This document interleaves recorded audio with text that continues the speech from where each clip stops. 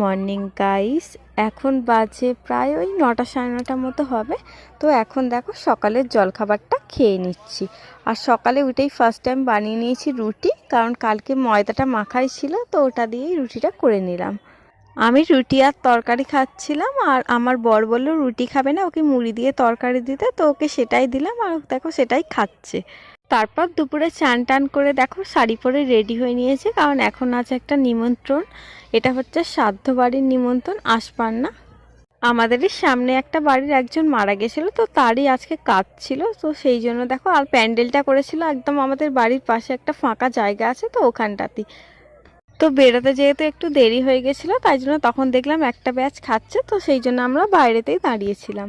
আর কি বলো তো, দূরের জায়গায় আমরা তাড়াতাড়ি যেতে পারলেও কাছের জায়গাতে, মানে সব থেকে কাছের জায়গাগুলোতেই আমরা সব থেকে বেশি লেট করে যাই।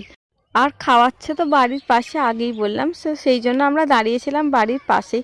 তো বাড়ির সাইড দিকটাতে অনেকগুলো গোলাপ ফুল ফুটেছিল, তো সেইগুলোরই দাঁড়িয়ে দাঁড়িয়ে ছবি তুলছিলাম। তো দেখো এখন বাজে প্রায় 3:30 মতো, আর আমরা এই মাত্র খেয়ে দিয়ে বাড়ি এলাম। আর কোনখানটা খাওয়াচ্ছে, বাড়ির পাশেই খাওয়াচ্ছে, তো চলো সেটা তোমাদেরকে দেখাই। আমাদের ছাদ থেকে দেখা যাচ্ছে একদম বাড়ির পাশেই। তো এই যে দেখতে পাচ্ছ বাড়ির পিছন দিকটাতে প্যান্ডেলটা দেখা যাচ্ছে, আর আমি দাঁড়িয়ে আছি আমাদের বাড়ির ছাদে, আর পিছনেই হচ্ছে প্যান্ডেলটা। তারপরে ছাদ থেকে নিচে নেমে এলাম, আর নিচে নেমে একটু শাড়ি যেহেতু পরেছি, তাই ভাবলাম একটু সেজে নিয়ে 2-4টে রিলস বানিয়ে নিই। আর নতুন যে চশমাটা করালাম ওটা পরে একটু দেখছিলাম কেমন লাগে। তারপরে একটু ঘুমিয়ে নিলাম, তারপর ঘুম থেকে উঠে 2-4টে রুটিও করে নিলাম। এইসব শ্রাদ্ধ বাড়ির খাবার খেলে গায়ে একটু ভার হয়েই থাকে, তো ভেবেছিলাম আজকে আর কিছু খাবোই না, কারণ খিদেও পাইনি।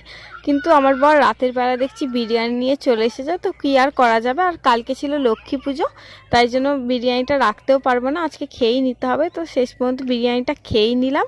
তো চলো আজকের ব্লগ এই পর্যন্তই, সবাই ভালো